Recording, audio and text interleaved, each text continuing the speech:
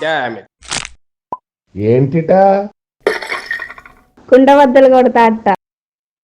నమస్కారం, కుండబద్దల ప్రేక్షకులకు స్వాగతం.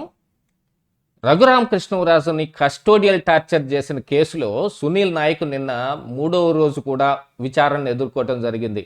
దాదాపుగా ఈ 3వ రోజు సంధించిన ప్రశ్నలకు సునీల్ నాయక్ కంగు తింటమే కాకుండా ముఖం వేలాడేయటం కూడా జరిగింది. తన అరెస్టు ఇక కన్ఫామ్ అని ఆయనే నిర్ధారించుకున్నట్టుగా కూడా సమాచారం బయటకు వస్తుంది.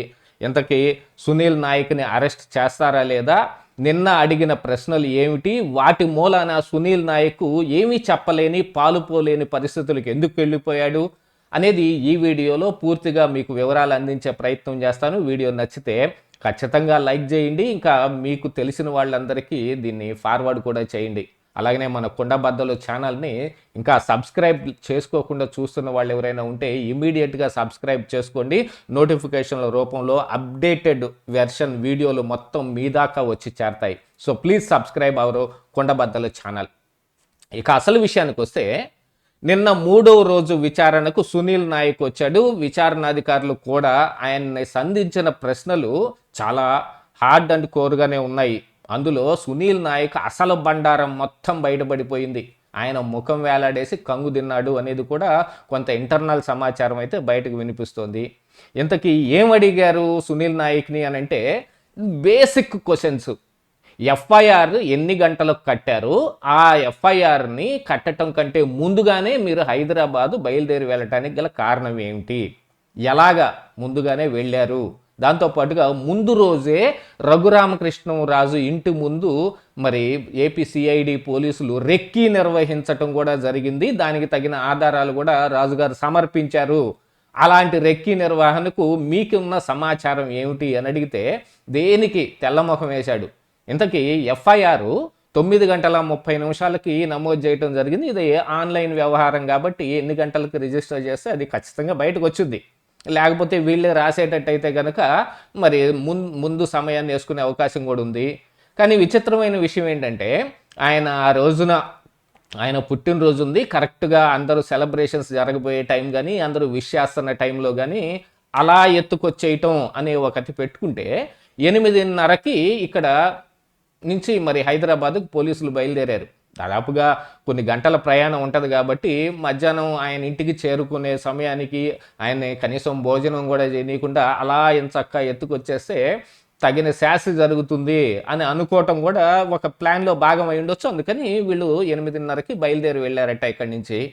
అదే ప్రశ్నని సునీల్ నాయక్ని అడిగితే, ఏమో వాళ్ళు ఎందుకు వెళ్ళారో నాకు తెలియదు, కానీ వెళ్ళిన మనుషులు మాత్రం 8:30కి వెళ్ళారనేది ఇక్కడ రికార్డెడ్గా కనపడతా ఉంది. దీంతో పాటుగా ఇక్కడ అరెస్టుకి రంగం సిద్ధం చేయండి, మీరు దీని మీద ఏం కేసు పెట్టాలి అనే దాంట్లో కానీ ఫిర్యాదుదారైన ఈ సునీల్ నాయక్ కూడా రాజద్రోహం కేసు పెట్టడానికి రఘురామకృష్ణరాజు గారు చేసిన పని ఏమిటి అని ప్రశ్నిస్తే దానికి కూడా సమాధానం లేదు. ఇలాంటి ప్రశ్నలన్నీ అడుగుతున్నారు ఏమిటి నన్ను అన్నట్టుగా ఆయన లోపల మదన పడిపోతా ఉన్నాడట. ఆయన మొహం మొత్తం వాడిపోయింది, ముఖం మారిపోయింది అనే సమాచారం కూడా బయటకు వస్తూ ఉంది.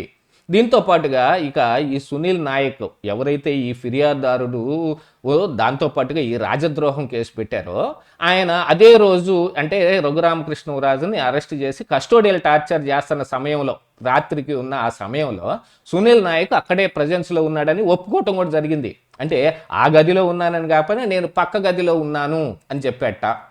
ఆ సమయానికి ఆయన అక్కడే ఉన్నాడు అని. బయట మనుషులు ఎవరైనా వచ్చారా అని అడిగితే ఏమో నాకు తెలియదని సమాధానం చెప్పాడు. కాకపోతే ముందుగా విచారించినప్పుడు మరి కానిస్టేబుల్స్ కావచ్చు, ఎస్ఐలు, సిఐలు కావచ్చు, అందరూ బయట నుంచి వచ్చిన వ్యక్తులను కూడా గుర్తుపట్టి వాళ్ళ వివరాలు కూడా చెప్పటం జరిగిపోయింది. మరి వీటన్నిటిని ఆయన ముందు ప్రశ్నిస్తే నాకేం తెలియదు, నేను పక్క గదిలో ఉన్నాను అని చెప్పాడు. సరే, మీకు ఆయన అరుపులు ఏమైనా వినపడ్డాయా అంటే నాకేం వినిపించలేదు అని చెప్పేట. దాంతోపాటుగా రాజుగారిని అరెస్ట్ చేసి తీసుకొచ్చేటప్పుడు ఆయన మరి శరీరం మీద ఏమైనా గాయాలు ఉన్నాయంటే లేవనే చెప్పాడు. ఇక ఆ తర్వాత మరి కోర్టులో రాజుగారు చూపించిన ఈ గాయాలు కావచ్చు, వీటి మీద మరి జీజీహెచ్లో వాటిని వైద్య పరీక్షల నిమిత్తం రాజుగారిని తర్వాత రోజు అక్కడ జీజీహెచ్కి తీసుకెళ్తే, ఆ తీసుకెళ్లిన సమయానికి సునీల్ నాయక్ కూడా అక్కడికి వెళ్ళాడు. రాజుగారు ఎవరి మీద అయితే ఆరోపణలు చేస్తూ ఉన్నాడో, ఫిర్యాదుదారుడు ఎవరైతే ఉన్నాడో వాళ్ళ మీద ఈ కస్టోడియల్ టార్చర్ అంశం ఒకటి ఆరోపించబడి ఉంటే ఆ వైద్య పరీక్షలు చేస్తున్న సమయానికి మీరు ఎందుకు వెళ్ళారు, వెళ్ళాల్సిన అవసరం ఏమొచ్చింది అని అంటే ఆయన ఎంపీ సెలబ్రిటీ కాబట్టి సీనియర్ పొజిషన్లో ఉన్నాడు కాబట్టి పర్యవేక్షించడానికి వెళ్ళాను అని చెప్పాడు. దీంతో పాటుగా ఏంటంటే కస్టోడియల్ టార్చర్ చేస్తున్న విషయంలో కూడా ఆ సమయంలో కూడా ఆ రాత్రి కూడా డాక్టర్లని మరి సిఐడి ఆఫీసుకి పిలిపించే సంగతి కూడా గతంలో మనం కొడబద్దల్లో చర్చించడం జరిగింది. వీటన్నిటికీ వేటికి వీళ్ళ దగ్గర సమాధానం లేదు. కాకపోతే యాతావాత వీటన్నిటి మూలాన విచారణకు సహకరిస్తున్నట్టుగా కనిపిస్తూనే ఉంది. విచారణకు హాజరవుతున్నారు కానీ ఏ ఒక్క ప్రశ్నకు సమాధానం చెప్పడం లేదు. అసలు రఘురామకృష్ణరాజు గారు చేసిన తప్పేమిటి, దానికి గాను రాజద్రోహం కేసు పెట్టాల్సిన అవసరం ఏమొచ్చింది, ఆ కేసు యొక్క మోటో ఏమిటి అని ప్రశ్నిస్తే అది కూడా లేదు. ఎందుకంటే ఇది ఎవరో ఒకళ్ళు వచ్చి కంప్లైంట్ పెడితే ఆ కంప్లైంట్ మీద అరెస్ట్ చేసింది కాదు, ఇది సుమోటోగా తీసుకున్న కేసు. ఆ దెబ్బకి అందరూ ఇరుక్కుపోయారు ఇందులో. సునీల్ కుమార్ కావచ్చు, లేకపోతే ఈ సునీల్ నాయక్ కావచ్చు, లేదు ఇది మొత్తాన్ని పర్యవేక్షిస్తున్న విజయ్ పాల్ కావచ్చు, అందరూ ఈ కారణానికి అసలు ఈ కేసులో విచారణ ఎదుర్కోవాల్సిన పరిస్థితి వచ్చింది, అరెస్ట్ అయ్యారు. దాదాపుగా ఇప్పుడున్న పరిస్థితుల ప్రకారంగా చూస్తుంటే బీహార్లో సీఎం మారటం కానీ, ఈయన కోసం అమెండ్మెంట్ చేసిన దాని మీద మళ్ళీ వెసులుబాటు కల్పించటమో, లేకపోతే పర్మిషన్ ఇవ్వాల్సింది బీహార్ ప్రభుత్వమే కాబట్టి సునీల్ నాయక్ పర్మిషన్ అరెస్ట్కి పర్మిషన్ కూడా ఇవ్వటానికి బీజేపీ సిద్ధపడిపోయినట్టుగా కూడా కనపడుతోంది. ఎందుకు అనంటే ఇక్కడ రఘురామకృష్ణరాజు గారి కోసమో లేకపోతే సునీల్ నాయక్ని కాపాడటం కోసమో ఇవ్వకపోవటం ఏముండదు. అక్కడ ఉన్న ఎన్డీఏ ప్రభుత్వానికి, ఆంధ్రప్రదేశ్ రాష్ట్రంలో ఉన్న ఎన్డీఏ ప్రభుత్వానికి మధ్య ఉన్న అండర్స్టాండింగ్స్ మూలాన ఖచ్చితంగా అరెస్ట్కి పర్మిషన్ బీహార్ ఇస్తుంది అనేది ఊహాగానాలు వినిపిస్తున్నాయి. దీంతో పాటుగా మరి హైకోర్టులో ఈయన విచారణ ఇదంతా అయిపోయిన తర్వాత రేపు 9వ తారీఖు అనుకుంటాను హైకోర్టులో వాయిదా ఉంది. ఆ లోపు ఈ విచారణలో ఏం జరిగింది దీని మొత్తాన్ని మరి హైకోర్టులో కూడా రికార్డెడ్గా మరి ఈ విచారణ అధికారులు చూపిస్తారు కాబట్టి అందులో ఈయన ముందస్తు బెయిలు నిరాకరించే అవకాశాలే మెండుగా కనిపిస్తున్నాయి. కాకపోతే అందులో ఇంటర్నల్గా మరొక పాయింట్ ఉంది. ఏమిటి అని అంటే ఆల్రెడీ ఈయన్ని అరెస్టును చూపించారు బీహార్లో, కాకపోతే ట్రాన్సిట్ వారెంట్ రాక అక్కడ కోర్టులో ఆగిపోయి ఉండటం మూలాన ఈయనకు కొంత వెసులుబాటు ఉంది. ఆ వెసులుబాటు సమయం కూడా అయిపోతున్న ఈ తరుణంలో బీహార్ ప్రభుత్వం మరి ఈయన్ని అరెస్టుకి పర్మిషన్ ఇవ్వటం కానీ ఇక్కడ ముందస్తు బెయిల్ నిరాకరణ చేయటానికి మెయిన్ కారణం ఏమిటంటే ఆల్రెడీ ఈయన అరెస్ట్ అయిపోయాడు కాబట్టి ఇంకా ముందస్తు బెయిల్ ఉత్పన్నమే కాదు అనే అంశాన్ని కూడా కోర్టులో లాయర్లు సమర్థవంతంగా చెబుతూ ఉన్నారు.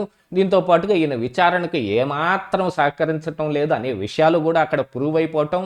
యాతావాతా చూస్తే సునీల్ నాయక్ అరెస్టుకి రంగం సిద్ధం చేయబడుతుంది. ఖచ్చితంగా ఆయన్ని అరెస్ట్ చేసే అవకాశాలే మెండుగా కనిపిస్తూ ఉన్నాయనేది దీని ద్వారా మనకందరికీ అర్థమవుతుంది. జగన్ కళ్ళల్లో ఆనందం చూడటానికి వీళ్ళందరూ ఈ రోజున బాధపడాల్సిన పరిస్థితి వచ్చింది. ఇదే ఈరోజు కుండబద్దలు.